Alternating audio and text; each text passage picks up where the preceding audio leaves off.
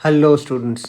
तो यहाँ पे हमारे पास एक जेई मेन 6 अप्रैल 2023 का क्वेश्चन है from shift 2 and the question says if the solution curve F of X comma Y equals to 0 of the differential equation. तो ये हो गया हमारा differential equation. x greater than 0 passes through the points 1 comma 0 and a comma 2, then a raised to a की value क्या होगी। तो चलो हम लोग सोल्यूशन बिगिन करते हैं। तो ये जो हमारा डिफरेंशियल इक्वेशन है ना, इसमें एक क्विक ऑब्जर्वेशन ये है कि x log x का डेरिवेटिव 1 प्लस लॉग x हो जाता है। तो अब आप ये बोलोगे कि सर ये आपने कैसे बता दिया, तो ये आपको प्रैक्टिस से समझ आएगा स्टूडेंट्स। x log x को जब हम डिफरेंशिएट करते हैं तो हमको 1 प्लस लॉग x मिल जाता है। तो हम क्या करेंगे यहाँ पे, we will substitute x log x equals to t। तो हम इसको क्या करेंगे, अभी हम y के रिस्पेक्ट में डिफरेंशिएट करेंगे। तो on differentiating we get dx by d y into log x plus x into log x का derivative is 1 by x into d x by d y, और ये सारा कुछ इक्वल टू आ जाएगा d T over D Y.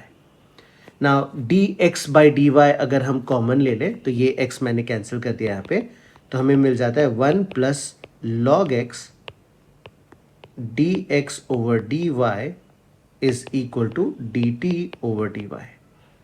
तो ये जो फर्स्ट टर्म था हमारा, ये D T Y D Y बन जाता है, और हम क्वेश्चन को इस तरह से लिख सकते हैं D T over D Y minus X log X की जगह पे आ जाएगा t and this is equal to E raise to Y.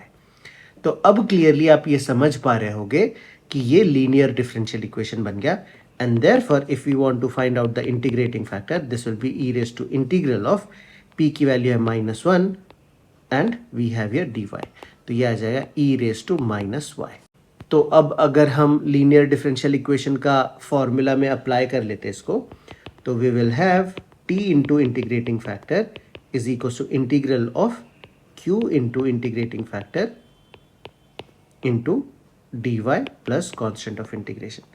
तो ये आ जाता है हमारे पास t into integrating factor is E raise to -y is equal to integral of E raise to y into E raise to -y dy plus c। So this goes away and what we have is y plus c।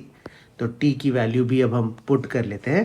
तो t की value हमने ली थी x log x and therefore we have x into log x into e raised to -y is equals to y plus c। तो अब time आ गया है कि हम c की वैल्यू को ढूंढ लें। Now since the curve passes through the point 1, 0 we will put in this point in the equation। तो x की वैल्यू 1 आ जाएगी, 1 into log 1 into E raise to -0 is equals to 0 plus c।